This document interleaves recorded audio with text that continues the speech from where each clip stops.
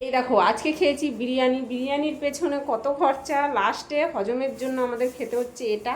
তাহলে মনে হয় বিরিয়ানি না 2 প্লেট কিনে ওই একটু একটু খাওয়াই বেশি টেস্ট। যদি বাড়িতে বানাই তাহলে অনেক বেশি হয়ে যায়। তারপরে লাগে হজমের ওষুধ, গ্যাসের ওষুধ। তারপরে এটা খাবো এখন। এটার জন্য খুব খুব মানে হয়ে যাচ্ছিলাম। তাহলে এটা খাই।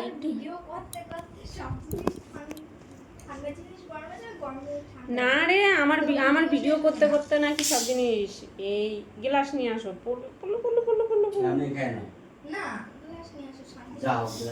এই গ্লাস না আনলে তোমার সাথে পারবো না লড়ে।